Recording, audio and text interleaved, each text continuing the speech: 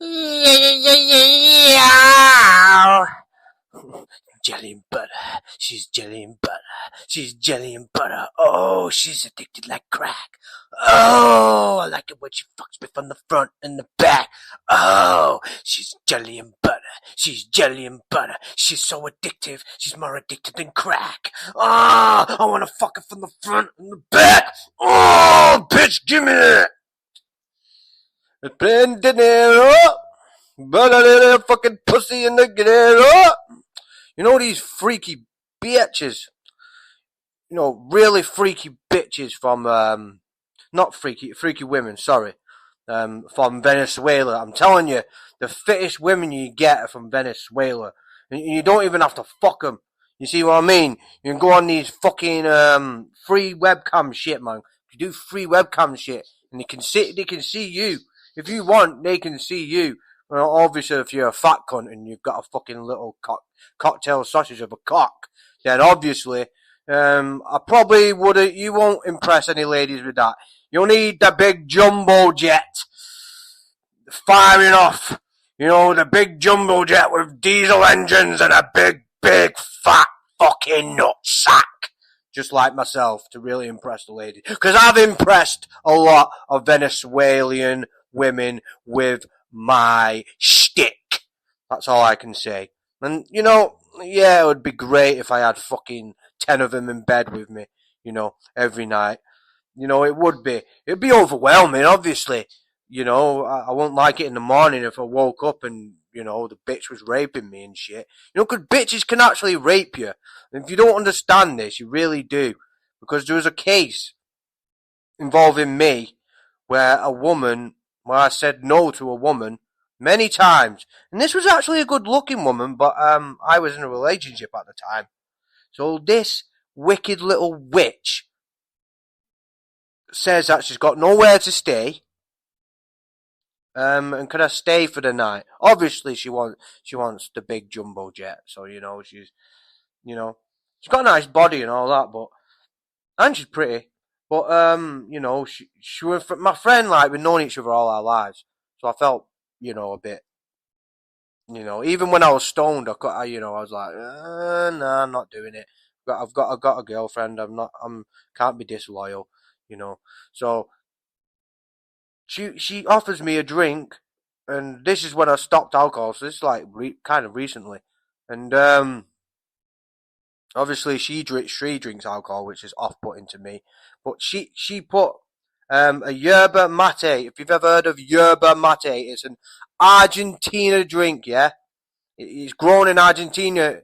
Like a lot of things are grown in fucking South America. Yeah, you got the cocoa leaf, proper cocaine, not the fucking dirty cocaine which the cartels make. And you've got you grow ayahuasca down there, and you grow fucking yerba mate. And what yerba mate is kind of like coke, but it's natural.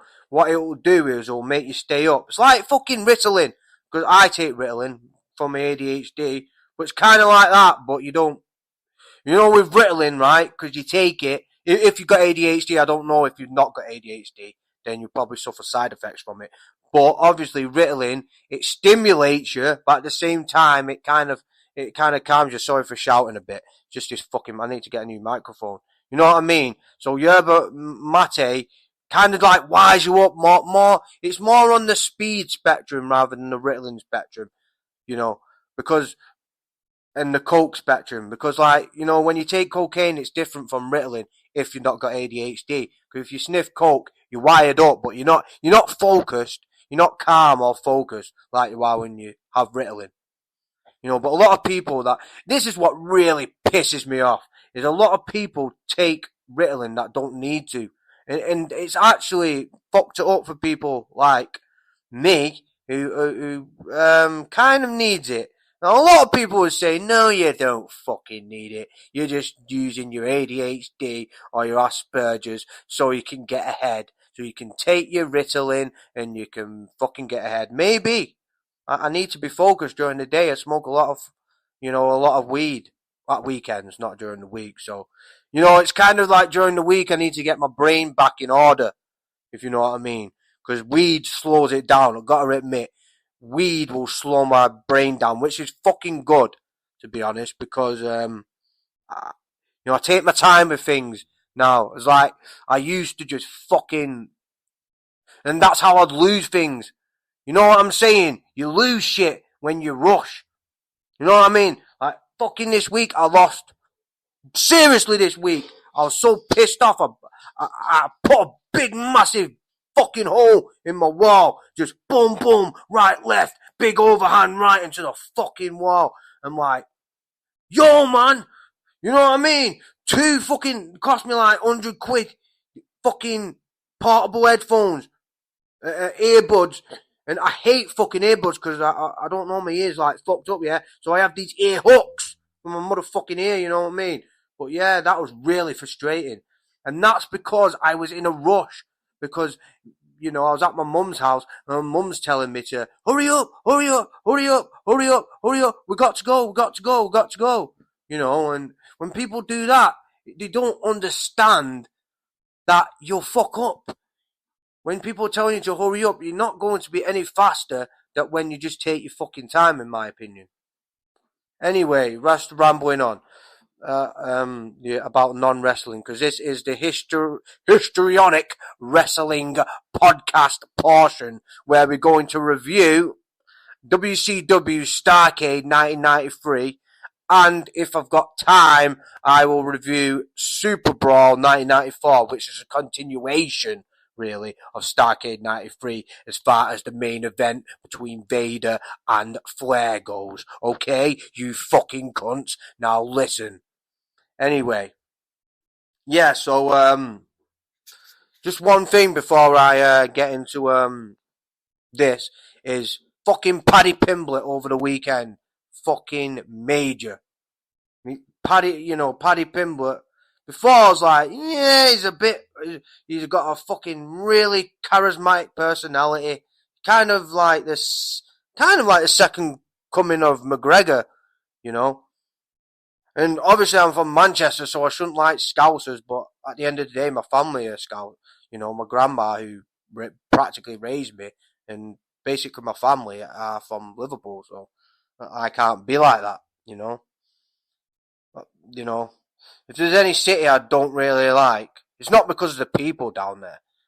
It's because of what happened to my grandma is Birmingham, because a lot of bullshit happened there when I used to chill down there. That was a bad time in life. Anyway, what the fuck am I talking about? See, I go off though. I need to probably take another Ritalin, be more mindful. Anyway, yeah, Paddy Pimblett, man, absolutely destroyed Chandler. I mean, fucking hell, man. Gagey didn't do that to Chandler. Poirier didn't do that to Chandler. I mean, fucking Paddy Pimblett made Michael Chandler look like an amateur. And Michael Chandler is one of the most ferocious, fucking hard-hitting, motherfucking wild motherfucking fighters. He's part of the four wild bunch of the UFC. The Max Holloway, the Justin Gagey, the motherfucking Poirier. He's a fucking dog. Kettlebell fighting. Kettlebell, man. That stance kettlebell is fucking deadly. And, yeah, you got, Poirier, and who else you got? Chandler. Yeah, that's four of them. The four horsemen of brutality in ripping your fucking face off. Oh, I just love a good fucking slap. I love a good bang. Oh, when it bang. Oh, when it bang it out, Oh, the blood coming in there, smashing each other's bloody face out of fucking... Oh, God, I feel like punching somebody now. Anyway, but Paddy Pimblett just absolutely looked fucking levels ahead of Chandler. And that other fighter, that Brazilian fighter, who beat Bryce Mitchell. I don't know, said something's wrong with Bryce Mitchell. I don't know about controversy surrounding him. I don't know. I know he's a great jiu-jitsu artist. I'm not so sure what controversy. See, I don't really get into that, the he say, she say bullshit. You think you better quit talking that shit? Or you leave him at a fat lip? Guess what that song is? Yeah, does make me wanna break somebody in the night. I feel like shit. We've all been treated like shit. You better step up. You know I got the chainsaw. I put your ass raw. And one of me days keeps going this way. I may break something tonight. Give me something to break. Yeah! What about your fucking face? Sorry. Fucking hell, man. I get carried away sometimes. Anyway, yeah. The main event, big legendary Volk is back on top. Volk. See, I'm not going to talk about UFC because the difference between wrestling and UFC to me is I've never ever got inside a squared circle in wrestling. But in UFC, I've done MMA since I was a kid, off and on, so not continuously. But yeah, I've always liked doing martial arts. I love martial arts. My favourite styles are probably most effective ones for me, because like Bruce Lee said, everyone has got a unique fighting style depending on the individual. Take, absorb what is useful and disdain what is useless. And flow like water. Be like water, my friend. Yeah. See, MMA is basically JKD, but anyway, I'm not going to go on a fucking history lesson. The three styles that I like, that I combine together, is obviously straight up American boxing, or British boxing, pretty much the same. Thai boxing, and Wing Chun. A lot of people say Wing Chun isn't effective. Well, it is if you're close up to your opponent. Same with Thai boxing, because of the clinch. But if you're in a narrow fucking alley, or you're trapped in a corner, Wing Chun's very effective, I think, in my opinion. I could be wrong. Like I said, I'm not a fucking tough guy, so do not be listening to me now thinking, oh, this Odgie or this Jerome B is a tough guy. No, I'm not. I'm not a tough guy at all. I'm a very humble little feather who needs stroking from time to time. My golden jewel needs stroking a lot, preferably by a brunette or a Latina or a ebony. You see, I really do not like blonde women. It's not that I don't like them, you know. It's so weird. It's like it happened with weed, right? I had this fucking joint, man, and the THC must have been like fucking 90% because it blew my fucking head off. It was more like a bad psychedelic experience. And I saw a blonde woman, and I imagined that she was fucking me so hard that she didn't stop fucking me. She fucked me to the point where, you climax and all that shit. And then, after you climax, you fucking dick fucking sore, man. My dick was hurting so much. Every time I go near a blonde woman, and if it's anything sexual, I'm very I cringe, like, it's like my penis goes really fucking small, like I've just sniffed a fucking 3 grams of coke or some shit. You know what I mean? I fucking grip my fucking jaw and shit. I go all tense. I don't know what it is. Not when I see him in normally, because my mum's a blonde woman. It's not that. It's where if it's anything sexual or anything romantic. Yeah, so like women like Tiffany Stratton and Liv Morgan, yes, they are very, very attractive mamacitas. But my mamacitas must know that if they want a piece of me, they've got to dye their hair dark. Because I like dark women.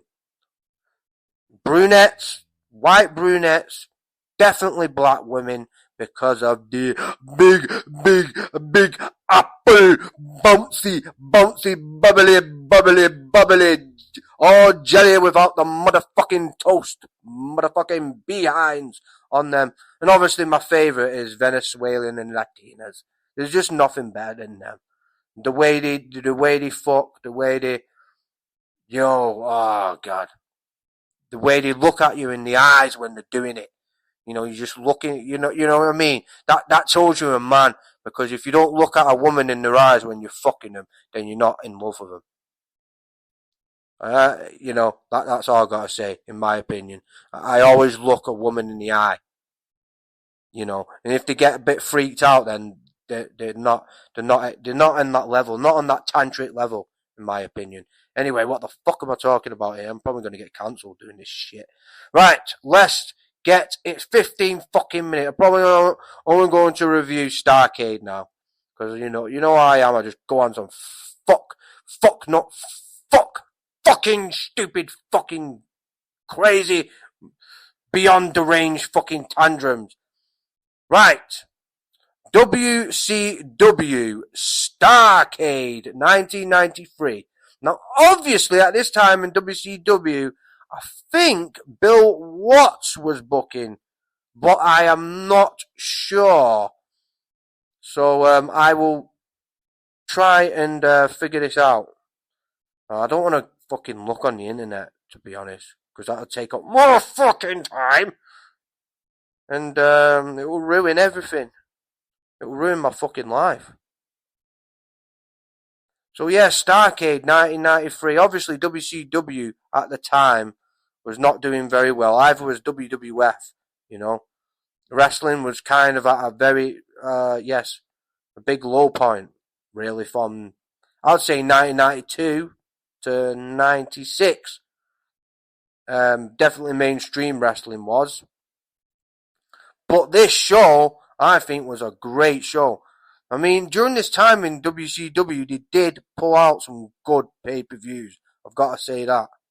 I mean, business was not good, and the week-to-week shows were not that good, But this, these certain pay-per-views in the early 90s in WCW, if you're a wrestling fan, you'll fucking love every single splitness second of it. Okay?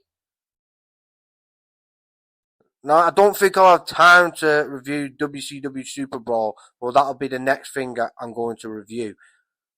Because that was, I think that was basically the pay-per-view after Starcade, because they had the same main event of Big Van Vader and Vader and Flair, which I think Vader really was one of as many great matches Flair had. Vader was one of them people that Flair worked with great, just like he worked with Terry Funk in a great way, just like he worked with Ricky the Dragon Steamboat he just gelled. The way he worked with Harley, the way he worked with Dusty, the way he worked with Sting. Vader's another one that brought the best out of Flair, in my opinion. So here we go. WCW Starcade 1993. WCW, where the big boys play, they play. Oh, they play. Anyway, the location was Flair Country. So yeah, I didn't know that. Fucking hell. That's why Flair was getting such a big elevation. Because usually Flair's a heel. Most of his career has been a heel. Yeah, so location was Charlotte, North Carolina, and and it was at the Independence Arena, because it's very independent. It must be very independent.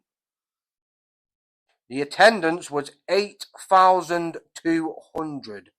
I think that's quite a lot for WCW back in the early 90s. The buy rate was 0.55. I think that might be 550,000, or it could be 55,000, but I'm thinking it's 550,000. And the show starts off. This is what I love about back in the day pro wrestling. They made it look authentic and like a real fucking competition. I mean, you could suspend your disbelief. Obviously you knew it weren't real, but you could suspend your disbelief and actually get behind people, like the build up, and they made it look like there was actually fighting. And Vader's a classic example of that, because he's got a very strong Japanese style to him, just like Scott Norton and Stan Hansen. You know, he can work that style of, you know, kind of half shoot, half wrestling. And Vader is like, to me, behind the Undertaker, the best big man to, you know, the most athletic big man to ever do it. You know, WWF kind of fucked his career up a bit, to be honest. Didn't use him properly.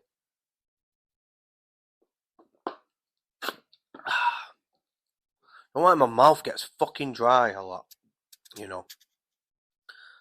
Yeah, so it starts to show Vader's in the ring, doing the lefts, doing the rights, and fucking Harley's holding the pads. And Vader's just boom, boom, left, right. And then we go to Flair's big fucking mansion. And he's kissing his family goodbye. His little kids goodbye. I think one of the little kids is Charlotte, to be honest. I think her real name's Ashley in real life. And obviously the greatest wrestler of all time. He was, yeah, the greatest wrestling of all time in the making at the time. David Flair was there. Oh, David Flair, how great you were. And then Flair gets in the limo and Mean Gene is sat in the limo. That'll be a great fucking surprise. I just got in the limo for a birthday party and then there's Mean Gene in the limo. Ready to ask me questions about my life or something. Yeah, so Mean Gene's talking to Flair as they're on the way to the arena in the limo. It's pretty good how they did this because it's the career, Flair's career's on the line, and Vader's on the warpath for Flair. I mean, Vader won't stop until Flair is fucking 6 feet deep, it looks like. Like Vader's got some fucking hatred for Flair. And it really shows, and you can really feel the hatred there. And, you know, Flair's pretty scared. He's like, he's tough. He'll wrestle him. He'll fight him one-on-one. But Vader's unpredictable. Like, Vader's been having fucking going on rages recently. Trashing up the fucking locker rooms. Beating up security guards. And a big guy like Vader's obviously going to be very intimidating to your average guy. So, yeah, it's very realistic to have a bunch of fucking cops surrounding his limo, knowing that Flair has got a lot to lose.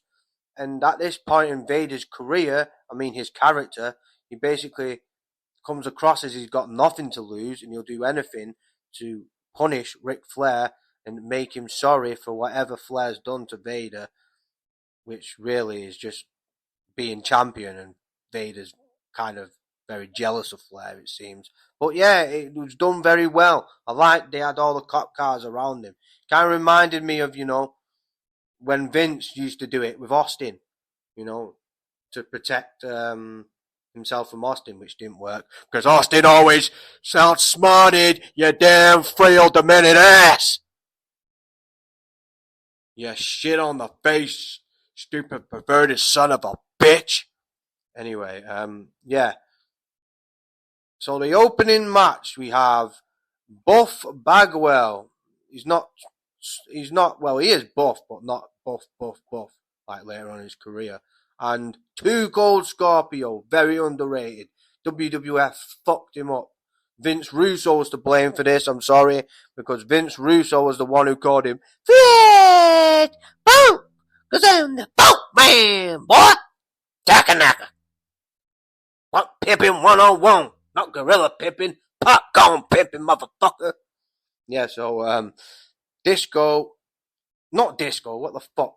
Yeah, you know, fuck, you know. Two Cold Scorpio and Buff versus Mr. Wonderful and Paul Roma. Mr. Wonderful is one tough fucking cunt. Scary bastard, I'm telling you. Actually, this match at first, like Scorpio and Buff actually gelling well together.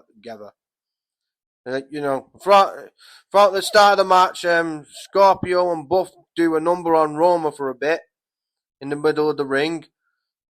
Then I think Mr. Wonderful and you know, Mr. Wonderful and Paul Roma are actually faces, and that they don't look like faces, but with the face, you know, with the fucking screw faces, how do they look like faces to me? I don't. You know, very deranged faces. Anyway, Mr. Wonderful gets a hot tag and fucking takes charge of the match. Only Mr. Wonderful knows how, and that's to kick the living shit out of him. Then tags Paul Roma as Buff is being fucked up by Mr. Wonderful. Roma further beats Buff down with submission holds and a bit of, melee attacks, can you say? Buff then keep making tags, Mr. Wonderful, and Roma keep making tags, and Buff gets beaten up for a couple of minutes. Then Scorpio gets a hot tag and comes in with some impressive drop kicks and hurricanranas and athletic moves. Then at the end of the match, Scorpio goes for a side hurricane from the ropes as Mr. Wonderful's at the other side of the apron, on the other side of the ropes, and Scorpio goes for a side hurricane. He's basically going to hurricane him over the rope into the ring. Pretty tricky move to do, And Mr. Wrestler, I never actually noticed he was there, but Mr. Wrestler comes out of nowhere with his deranged fucking mask, looking like a fucking deranged fucking paedophile from Toys R Us. Comes and headbutts Scorpio. And then Mr. Wonderful pins Scorpio for the victory. I thought this match was pretty good. I gave it 3 rings. It went on for 11 minutes and 45 seconds. The cage match rating gave it 2 stars and 2 3/4 stars. So I gave it a quarter more than cage rating. I do the rings instead of stars.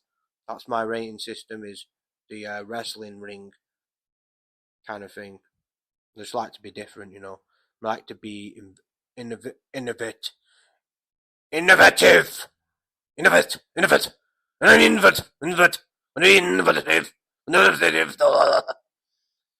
And we go back and Flair's still talking to Mean in the limo, pretty worried about his big match for Vader. His career's on the line. His life might be on the line. 'Cause murder, I don't believe you. Murder, your life's on the line. Yeah. Right, a stupid match that should never have been on this fucking show. What a waste of fucking time. If Jim Cornette was there, he'd be breaking his mirror and smashing up all his fucking artifacts and antiques and probably burn his house down if he watched this match with Jim Cornette, because it would probably insult him to a breaking point. Yeah, fucking dud.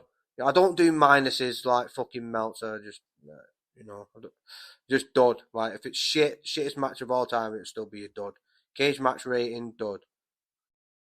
Oh yeah, on the commentary, we had a pretty interesting commentary team: Jesse Ventura and Tony Schiavone. I never really liked Tony Schiavone, to be honest. Just that's just the way it is with me. I'm just not a fan. No, I don't like him. I'm just not a fan. Ric Flair's then limo arrives at the arena as fucking 10 cop cars surround him. Now we're into some great wrestling. If you like wrestling and great in-ring match, then this is the match for you. Ricky the Dragon Steamboat versus William Regal. And I think this is for the TV title. But yeah, this got to be, these two in the match, it's got to be a good match, And it probably was. At the start of the match, Regal and Steamboat lock up tight in the middle of the ring. Regal then, it's because of his European ways, he kind of gets his wrist and digs his fucking knuckle. He digs his thumb into the blood clot of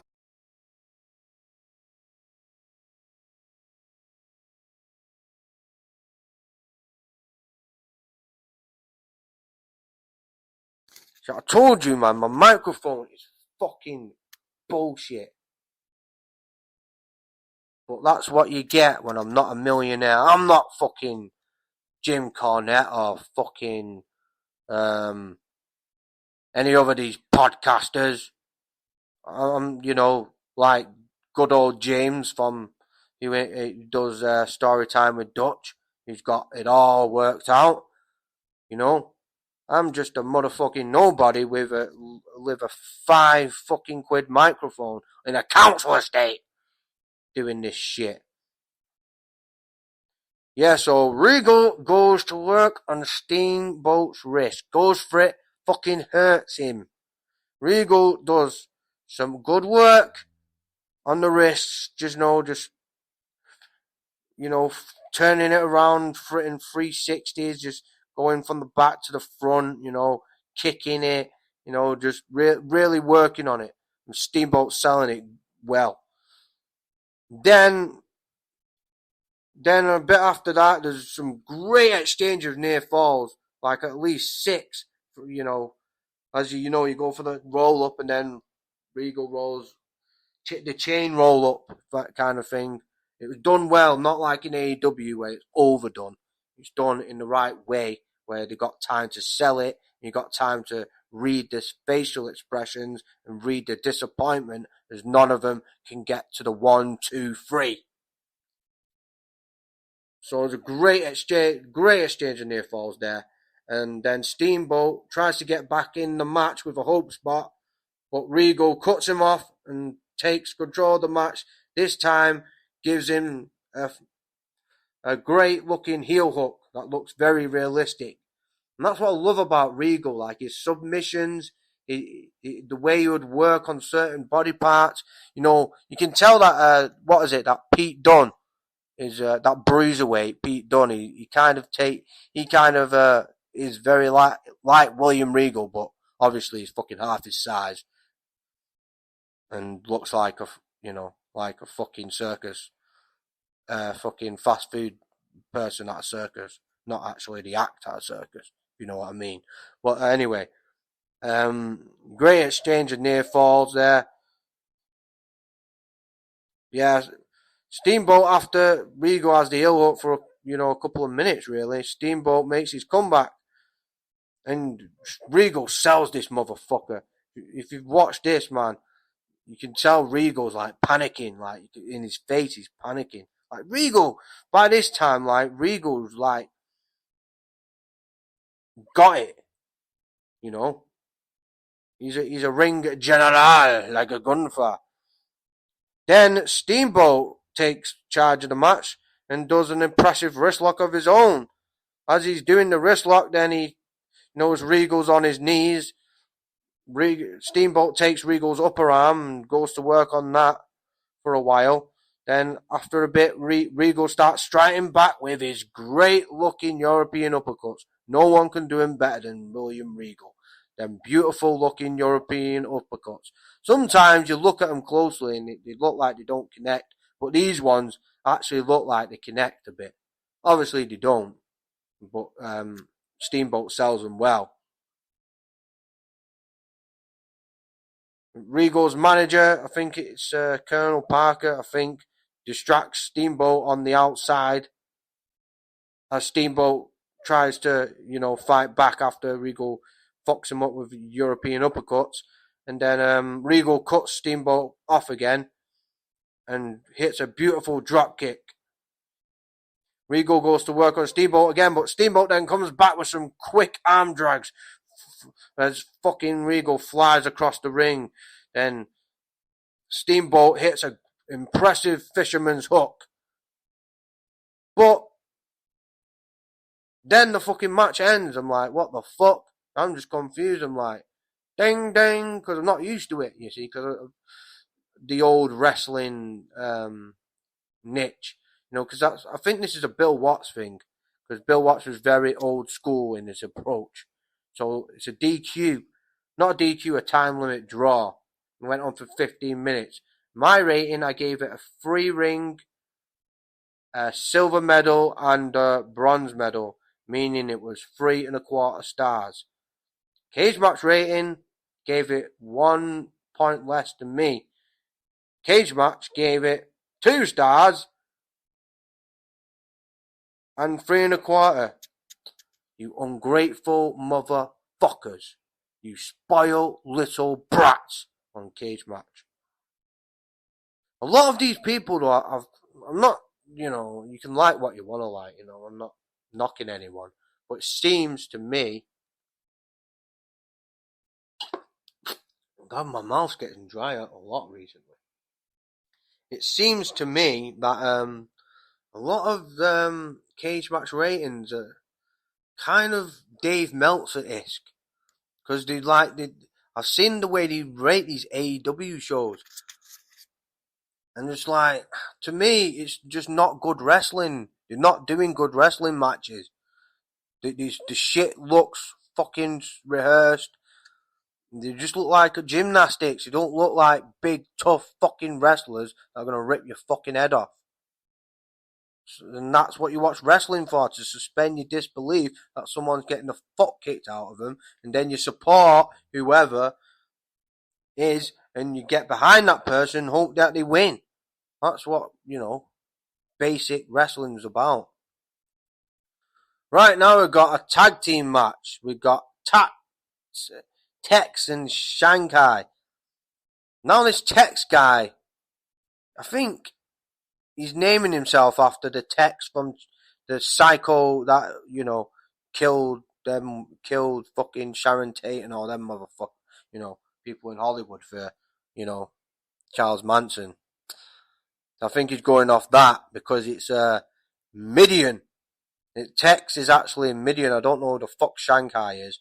Whether he's undercover fucking American secret agent that happens to live in Shanghai, because he does not look in the slightest bit like he's from Shanghai.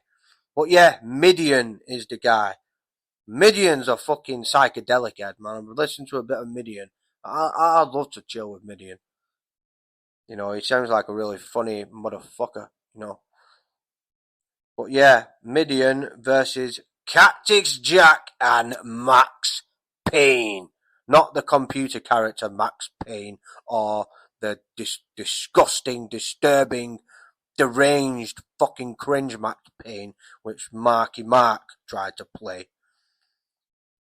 Just a wrestling Max Payne, a very big, burly wrestler, kind of looks similar to the one-man gang kind of thing.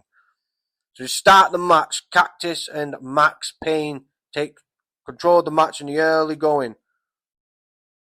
Cactus does this fucking dodgy looking flip over the top rope. It looks like he hurt himself a bit because you don't really get all of it. Kind of skims his fucking ankle on the rope as he's flipping over the top rope onto the outside. Then Payne fucking Tax and Shanghai go to work on Payne a bit, but then Payne comes back with a hope spot with a double clothesline, and then Cactus Jack gets the hot tag. And Cactus hits the double arm DDT to win the match. Pretty shorter than I wanted it to be. Only went on for 7 minutes and 48 seconds. I gave it a 2 ring and a silver medal, which is basically average. 2.5 stars, yeah, average. And the cage match rating gave it 1 star and 3/4. Here we go. This is going to be a classic, which I think it was a great match, this. I mean, Steve Austin, these matches that Stunning Steve had in the early WCW days. He was Austin was the best thing kind of on the show. Apart from Vader and Flair. To be honest, Austin, the 2 shows that I've watched, the Super Brawl and this, the early WC, I've watched probably another pay-per-view. Austin can wrestle his motherfucking Texas ass off, and want plenty of it in the meanwhile. So Austin with Colonel Parker, very strange really, knowing, how Austin evolved throughout the years. But yeah, this is a good match. Great wrestling. I love the way they do it. Where they feel each other up in the early going. Not like they do now, as they just stare at each other and look at the crowd. And the crowd are like, "This is them," and they're just looking at the crowd. And, how they stand and then they look at the crowd and just don't do fuck all. No, this weren't this. They were feeling each other up. Like they were exchanging their hands like like they were in a real wrestling match and they were trying to figure out ways that they weren't going to get taken down or caught with a left or a right hand or something. So Rhodes and Austin feel each other up like real wrestlers should. Then Dustin, in the early going, takes control of the match with a side headlock.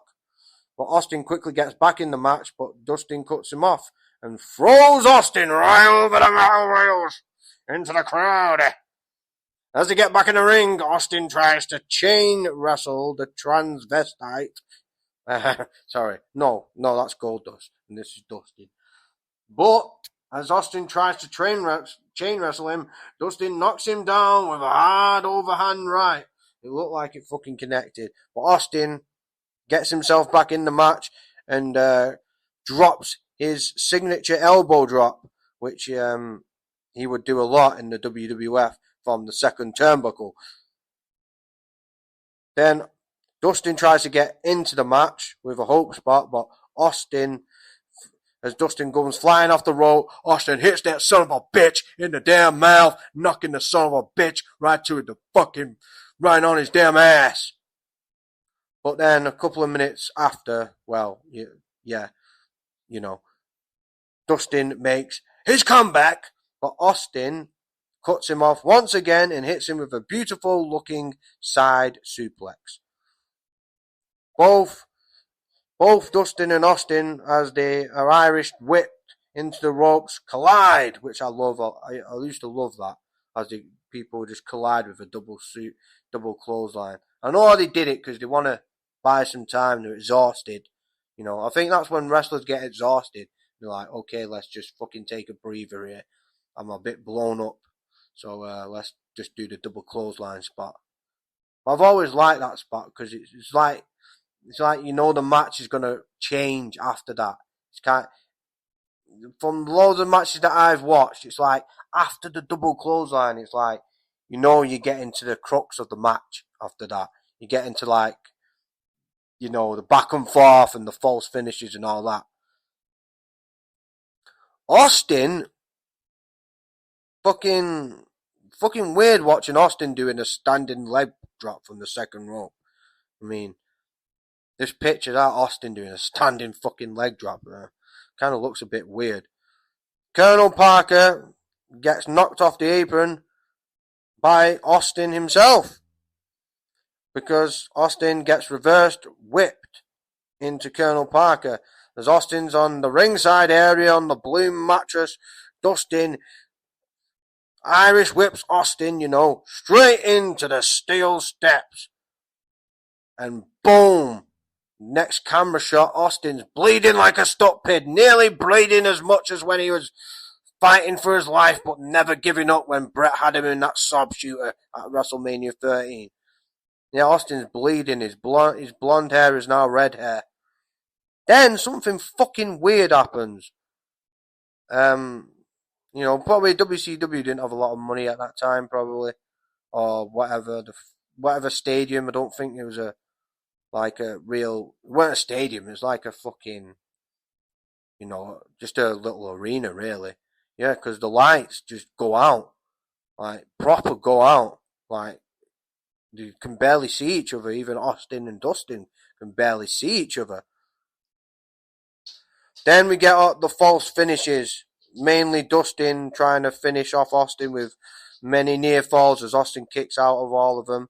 Then Austin gets the victory, wins the match after using Dustin's momentum from the corner, because Dustin has him in the corner, but Austin, in a very realistic mode, because you do that in real life. If someone had you in the corner of a ring in real life and kind of jumped on you, where the legs are off the ground and they're trying to hit you in the corner, you just like fucking grab the fucking, you just put your weight on them, wouldn't you? You just use your weight to push them forward and they'll just go, you just fucking dump them on the back.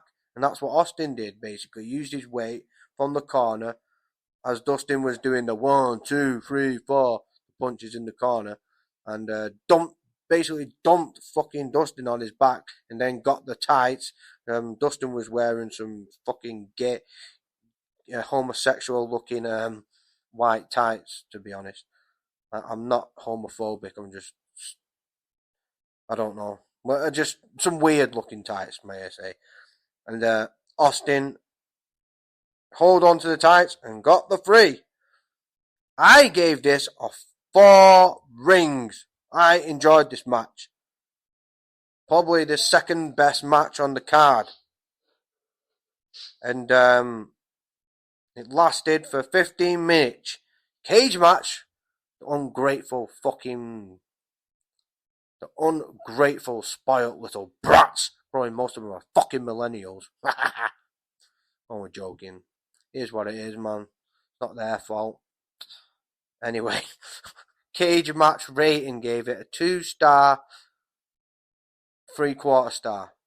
So that is basically a star quarter from what I gave it. Because I'm grateful and I appreciate real wrestling. This match, though, I didn't kind of like.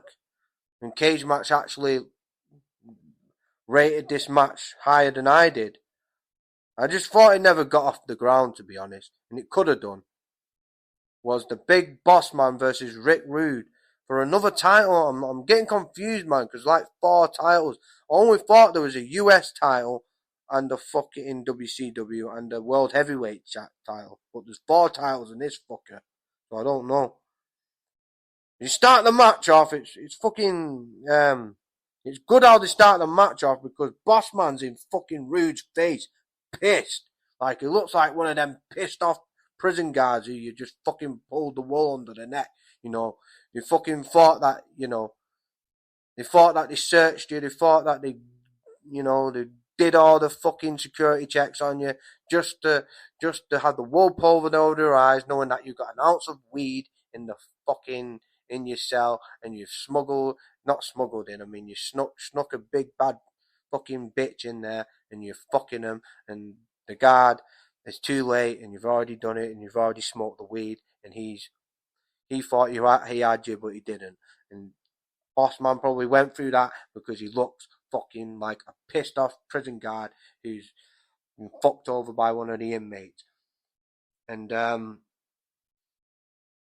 yeah, the look on Bossman's face, he really does look pissed. Maybe he really was. Bossman takes charge in the early going. And he hangs Rude upside down on the ropes. You know, with his legs on the top rope, upside down, and Bossman's there just, boom, fucking giving him blows to the fucking midsection. Then Bossman, because of his size, and Rick Rude, very slim guy, gets Rick Rude in a bear hug. But Rude starts fighting back, only to get cut off by Bossman flying off the top rope. Well, no, Rude flies off the top rope, and this is great. You got to watch this one. This is a great spot in my opinion. The way Rude in midair, as he's flying from the top rope in midair, Bossman just boom hits him with a fucking nasty looking uppercut. I mean, if that really connected, that'll knock you the fuck out. Rude then hits. I was surprised Rude should have sold that a bit more for about a minute because that really looked like it connected, that uppercut from Bossman. Getting hit by someone that size like that, you know, that's just fucking gonna put you out, innit? So Rude basically hits the sunset flip from the other side of the apron as Bossman's in the ring. Good looking move. Yeah, hits the sunset flip from the outside into the ring and pins the Bossman. I did not like this match. So it never got off the ground for me. So I gave it a silver medal, meaning that's half a star. The cage match rating gave it 2 stars and a half, which is average. Now this match went on. This match was a great match, but kind of dragged out a bit. This match, I think a lot of other people thought that way as well. I mean, it was a great match, this, but it went on for a bit too long, in my opinion. And the tag team was quite odd between Sting and Hart. To be honest, I mean, it would be better if it was just the LOD. animals with Hawk. So we have, for the tag team titles, we have Sting and Hawk versus Nasty Boys. So, the start of the match, Sting hits both Knobs and Sags with a series of clotheslines. Then Hawk comes in the ring, hits was it not? I think Sags, yeah, the black-haired one, hits some fucking vicious chops, just like fucking Gunther. You know, not as vicious as Gunther does it, but you know, Hawk was a very tough guy in real life. I heard. You know, then Hawk puts both the Nasty Boys down, beating them down with lefts and rights, and then the Nasty Boys fuck off up the ramp and retreat. They're trying to leave the fucking match. The problem at the start of this match, but they sorted it out, so they sorted it out. But at first, in the first 10 minutes of this match, or the first 15 minutes of this match, I'm like, Sting and Hawk are the babyface team.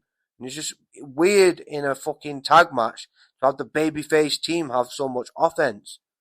Because it looked like, you know, the Nasty Boys were just getting beat the fuck up in the first 15 minutes. And it was like they were the one, you know, because it's usually the fucking heel tag team that beat up the babyface tag team, and then the babyface tag team go for the hot tag.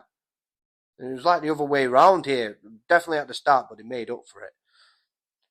So I was like, what the fuck, man? This is weird, this match. I'm not liking this match at the moment. And, yeah, because Sting, like, gets Sags in the arm lock. And it's for a while. This is nearly 5 minutes. Like, Sting. This is what I mean. This match did drag out a bit. And he's got him in an arm lock while he's pulling on his hair. Then Hawk comes in, hits a corner splash on Sags, hits a corner splash, and then goes for another corner splash, but hits the ring post, which gives Nasty Boys a hope spot. Then gets smashed across the face while he's on ringside with a chair, and then Missy Hyatt, the blonde-haired Missy Hyatt, slaps the shit out of Hawk. Then, finally, without a pop, obviously, because the Nasty Boys are the heel team, take control of the match. And then the Nasty Boys, the big fat motherfuckers, start doing a number on Hawk. Sags puts Hawk in an arm scissors. That actually looks pretty good. Or is it Knobs? Knobs or Sags? I think it's the blonde one. It's Knobs. Sorry, I get these fucking mixed up. Not like Skull and 8-Ball, but you know, still very similar. Anyway, Sag continues to work on Hawk's arm while basically has him in the arm scissors. Hawk gives Sting the hot tag, but the ref doesn't see it. I love them spots when you do that. Then, eventually, Sting gets the hot tag. This must be nearly 20 minutes into the match. Quickly comes in, hits Nasty Boys with a series of clotheslines and a series of vertical suplexes. Then the Nasty Boys are getting fucked up again, and they retreat with the tag straps, but only for the Stinger to run up the blue ramp towards the entrance and drag both of them fat cunts back to the ring. Then Sting gets on the top rope, goes for a top rope splash, but Sags gets his knees up as Sting comes off the top rope, and then the Nasty Boys, as the heel tag team should, gets the match back under their control.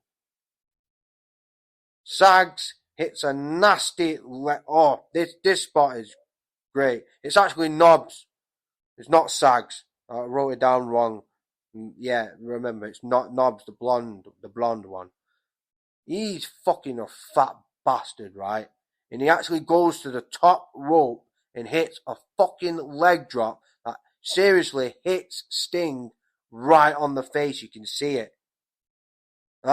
This must have hurt Sting for real. This must have done. I think it did, because soon after that spot, right? I don't think this is coincident. Hawk comes in the ring, which is not due to. You can tell this is not planned. Hawk comes into the ring and you can see him boot fucking Knobs in the head, like hard, like a receipt. He's giving him a fucking receipt, definitely. He's like, because he knows Knobs fucked up. Because that looked nasty, that. That could have broke his face for the rest of his life, to be honest. Yeah, so Hawk definitely, I think it was a receipt. Kicked Sags in the face because you can see the look in Hawk's face, like you careless bastard. But then still the Nasty Boys are still, mauling Sting at ringside. Then they put Sting back inside the ring and double team him some more. Finally, after quite a while, this match fucking dragged on, I'm telling you. Sting comes back, finally, comes back with a roll up, only to get cut off again by the Nasty Boys. It's a while. The Nasty Boys really do go fuck Sting up for a while. Really, it's like, it feels longer than half an hour, to be honest. This match goes on for. The Nasty Boys like take turns putting Stings in various submissions for a while. Then Knobs goes up to the top rope again and goes for a headbutt, but misses as Sting gets his foot up, which looked a bit odd. And there you go. Give the hot tag to the Hawkster. And the crowd go fucking mad, as they should, if a hot tag's done properly like it's done here. Sting hits his signature Stinger splash on Knobs in the corner and puts him in a Scorpion Deathlock. But the crooked Missy Hyatt comes in and breaks the motherfucker up. But Sting still is not fazed by it. He lifts Sags up on his shoulder, which is impressive, seeing in how big, Sags is, and sets him up for the Doomsday device, which they actually hit, which is weird. But actually, Sting does well, He has him up. It's a good-looking Doomsday device. Just nearly, just as good as when if Animal was doing it with Hawk. They hit the Doomsday device, but then Mrs. Hyatt interferes again. And now Sting is kind of pissed off, but justifies the fact that he's pissed off. To calm himself down, he forcibly sticks his tongue in Miss Hyatt's mouth while Miss Hyatt's at the apron before rolling up Knobs for a long, long 2 count. Yeah, the ref really fucked fucking Sting over in this one, motherfucker. But Sting was waiting in the fucking shower for that motherfucking ref to come back in the locker room so you could strip the fucking ref butt naked, take his ref gear, take his fucking whatever gear he had in his bag, and you can walk the fuck home through, not fucking Charlotte, fucking naked. Well, I care, because that's what I'll do if the ref fucked me over like that.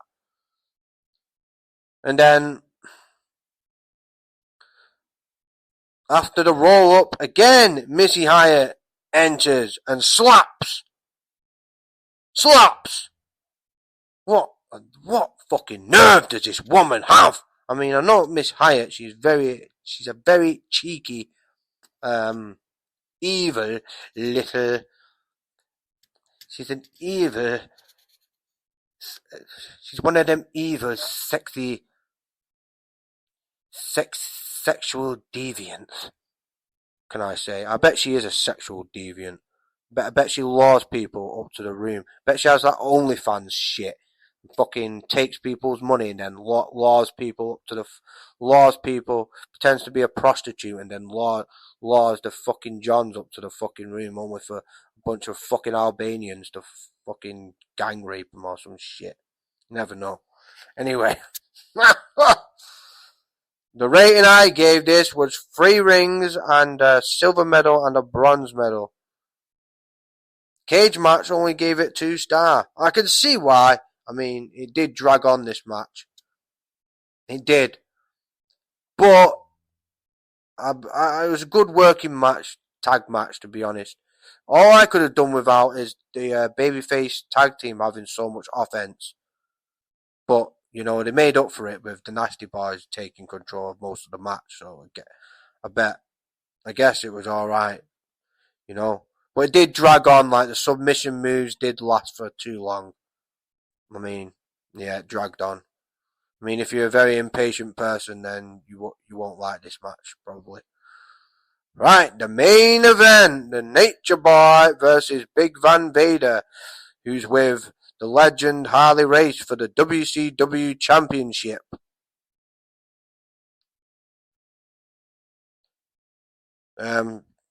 Yeah, great build up to this match. Flair and Vader, at the start of the match, they lock up, but Vader just shoves Flair on his fucking ass about 3 times. So Flair really can't wrestle Vader because of his size. Really can't chain wrestle Vader or lock up with him, so he's going to have to work around that throughout the match. As soon as Flair goes even close to Vader, Vader just fucking goes to work on Flair's wrist. As he's doing that, as he's got his wrist twisted up, he's slapping Flair around like he's his bitch.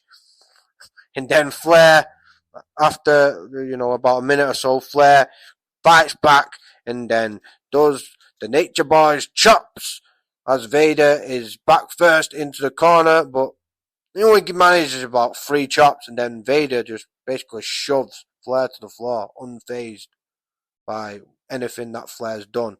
Then Vader goes to work with Flair on the corner, hitting some heavy blows. They look pretty, impressive. Not like a boxer, but you can tell that Vader's been Japan because he knows how to throw them half-shoot working punches. So yeah, heavy body blows, and to the face by Vader. Obviously, if that really happened, Flair would be out for the count. Then Vader holds Flair in midair for at least nearly half a minute, to be honest, and scores a very impressive gorilla slam, and Flair sells the shit out of it. Flair kind of rolls to the outside. Vader follows him. Vader picks him up for another gorilla slam as he's at ringside, but drops Flair straight onto his stomach. Not drops Flair as Flair's stomach hits the metal barricade, and Flair sells that very well. Then Flair musters the courage to fight back, gives Vader a little bit of chops at ringside. Vader retreats a bit. Then Vader distracts the ref for Harley Race, then attacks Flair, beating the shit out of Flair at ringside. As Flair crawls up to the ring apron as Vader's already in there, Vader, this is for power from Vader. Great. Gives Flair a great looking standing suplex as he, picks Flair up from the ring apron in a suplex position only to, throw him instead of drop on his back. He basically throws him across the ring.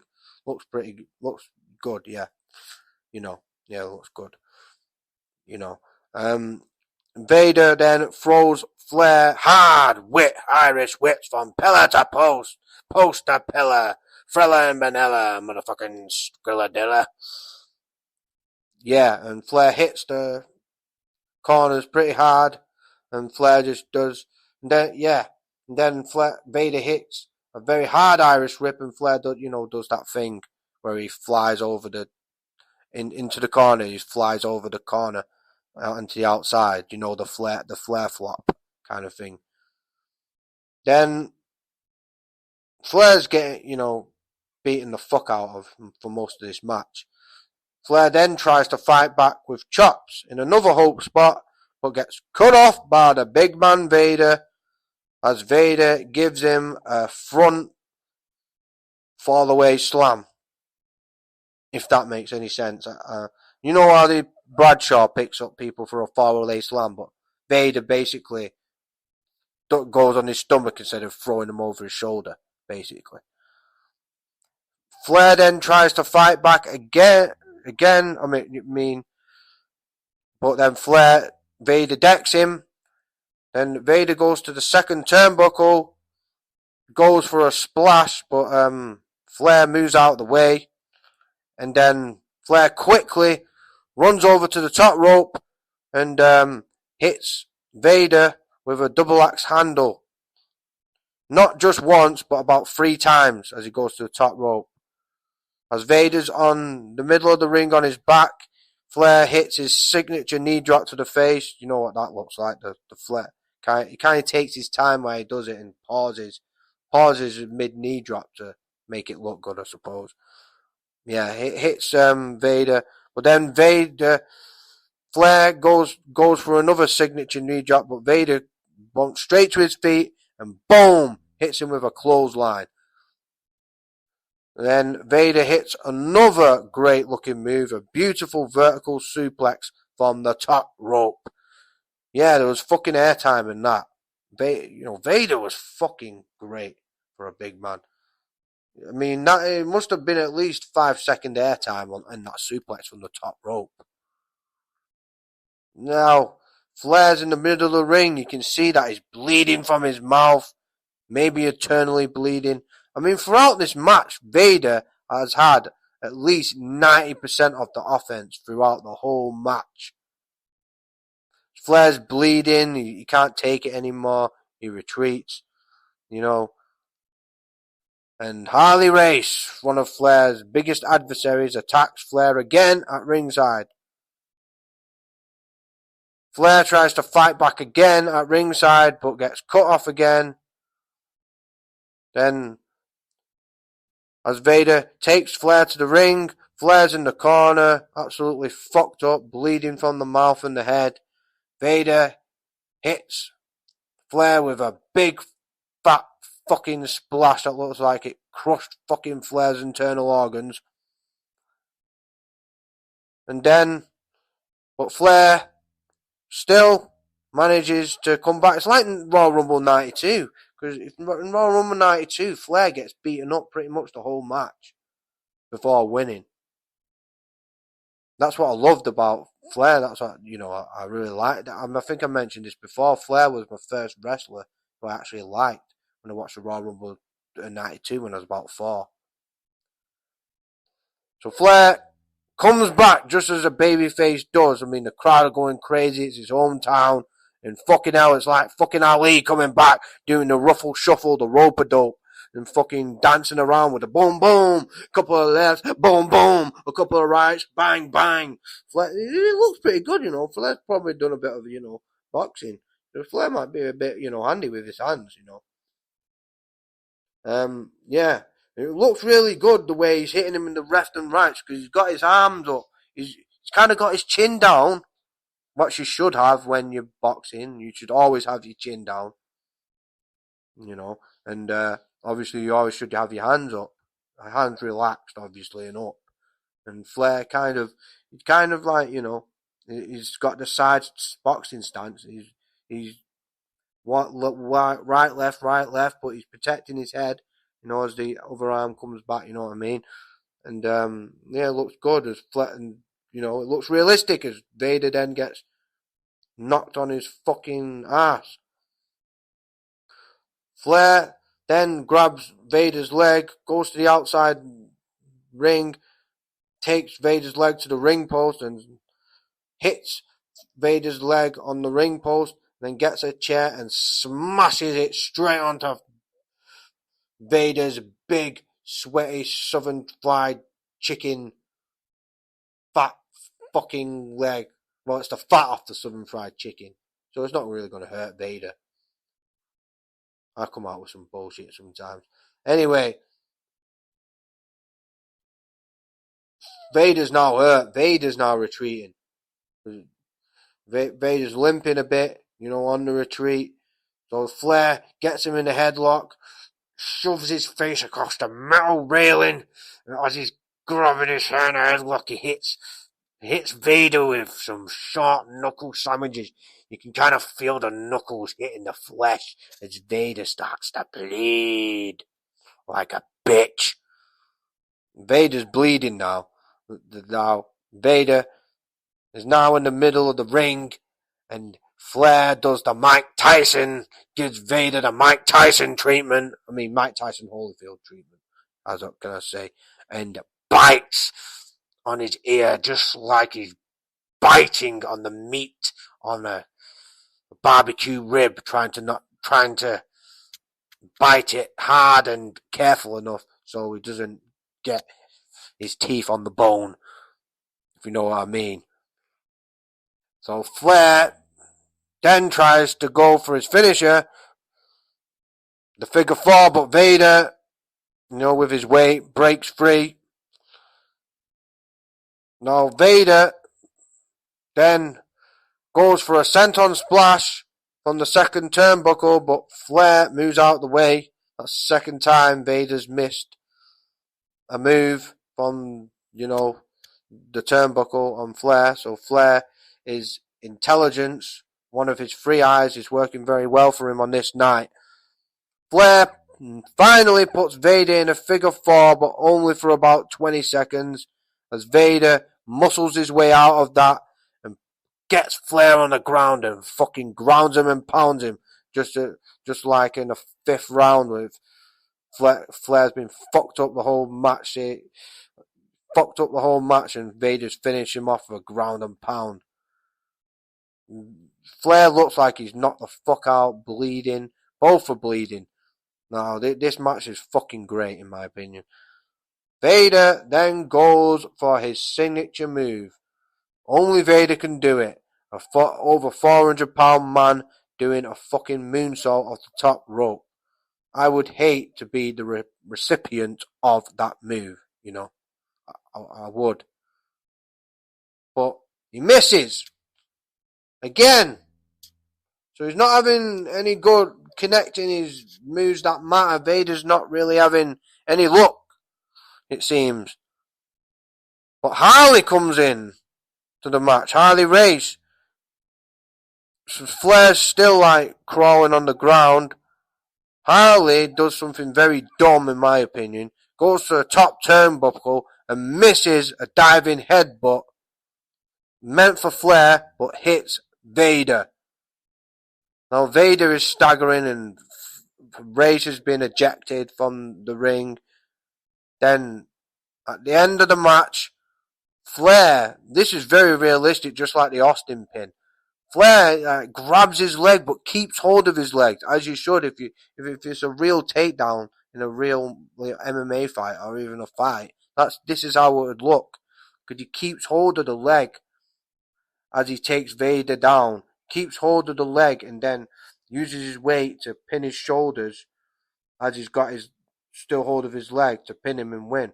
So I thought the end of this match was great. Great, great, great match. I gave it 4 rings, 1 silver medal and 1 bronze medal, which means 4 3/4 star. I was going to give it a 5-star, but I thought maybe 5 stars are for all-time classic matches kind of thing. But this was a match that, definitely the best things about WCW in the early 90s. Matches that you'd go and watch again. Definitely. It was a great match. Cage match rated it nearly as much as I did to give it 4.5 star. But you cage match motherfuckers, I'm telling you, you're ungrateful. You are some spoiled fucking brats. I mean, what do you like? If you're a wrestling fan, I can't see how you could rate this a 6.3. I mean, it's up to you, but come on, man. Fuck it, I'd rather watch this event over any AEW event, fucking any day. I mean, you're just real people that look like they can fight. And, do their best to suspend your disbelief, which AEW and WWE at this present day do not fucking do at all. So my full show rating was an 8.9. So that was 2.6 points I had over Cage match. it is what it is. You write what you want, you know what I mean? I don't give a fuck. If I give the fuck about that, then my life would be a very miserable life, you know, because bullshit happens every day in real life. Why would they get mad over someone who's got a different opinion on wrestling to me? It's just fucking nuts. It is, man. When you look at it, it's just fucking crazy, man. But it's like if that can make you mad and get you in arguments, I mean, what's going to happen when a real life situation happens?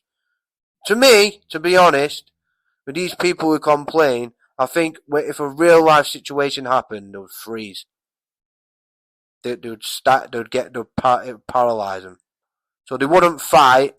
They probably wouldn't run away. They would freeze and then procrastinate for days after, and that is not healthy at all.